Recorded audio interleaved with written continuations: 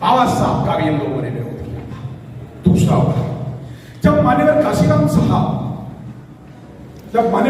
साहब ने 5 से PS4 बनाया तो बोला मान्यवर काशीराम साहब CIE के एजेंट। ऐसे 5-6 मैं आपको उदाहरण जस्ट 1 मिनट में देता हूं। इन्होंने कहा क्या क्या था। मान्यवर काशीराम साहब CIE के एजेंट, मान्यवर काशीराम साहब पंजाबी सरदार है, मान्यवर काशीराम साहब तो कांग्रेस विरोधी महाराष्ट्र में बनाया, मान्यवर काशीराम साहब बीजेपी के समर्थक हैं। हाँ यस यस, बीजेपी से मिलकर सरकार बनाई है। जब सरकार बनाई मान्यवर काशीराम साहब ने तो बोलते बीजेपी के समर्थक है, मनवादी हैं।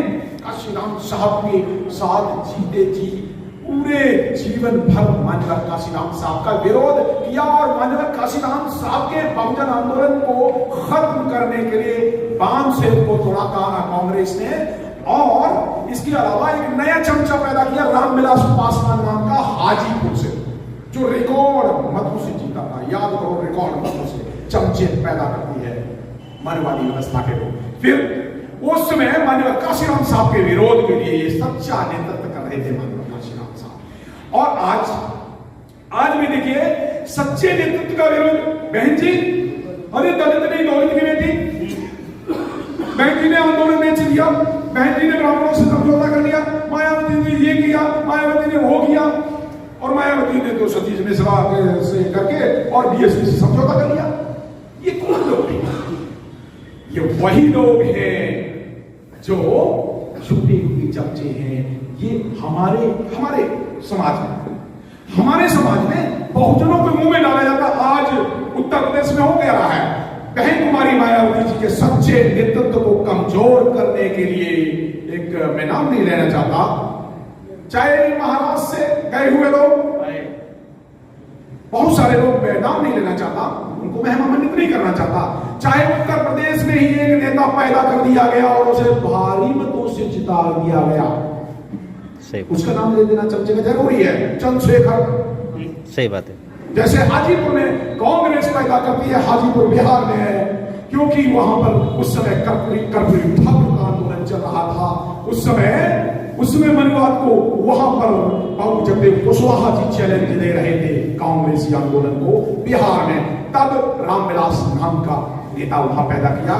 मानव बहुजन आंदोलन को खत्म करने के लिए, कमजोर करने के लिए, मानव काशीराम साहब की विचारधारा कमजोर करने के लिए। इसी तरह से आज फिर नेता पैदा किया गया, यूपी में पैदा किया गया, चंद्रशेखर नाम का चमचा पैदा कर लिया गया। तो हमें समझना है, सच्चे नेतृत्व को समझना है।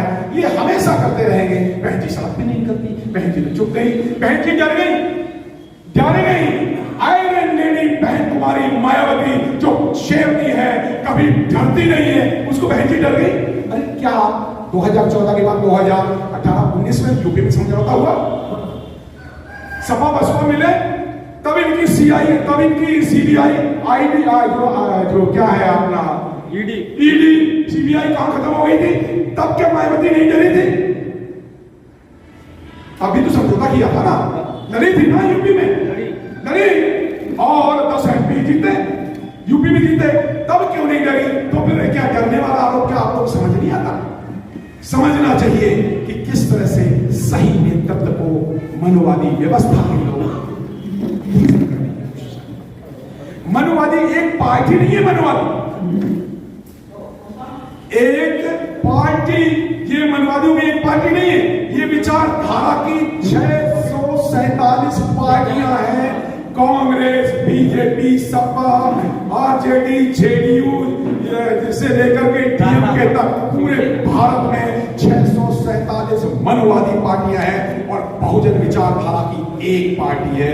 इसीलिए BSP से सबकी लड़ाई, बहुजन वर्सेस सबकी, बहुजन शब्द से दलित लड़ रहा है, बहुजन से हरिजन लड़ रहा है, बहुजन से वंचित लड़ रहा है। वंचित कौन है? वंचित RSS और BJP का वंचित है। और हरिजन कौन है? ये कांग्रेस का हरिजन पैदा किया हुआ है। ये दलित कौन है? ये कांग्रेस के द्वारा पैदा किया।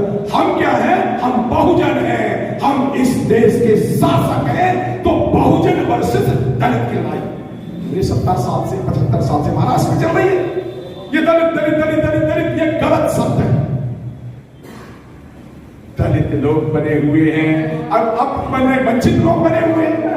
हमें ये वंचित नहीं है, हम लोग वंचित बनाया है बीजेपी आरएसएस ने, और कांग्रेस ने दलित बनाया है, कांग्रेस ने हरिजन बनाया है, और हम है मान्यवर काशीराम साहब ने बहुजन बनाया है। दोस्तों, दुश्मन की पहचान जरूरी है, ये सच्चे नेतृत्व को हमेशा ध्वस्त करते हैं। जी मान्यवर, अब ये प्रश्न पूरा किया, थैंक यू। और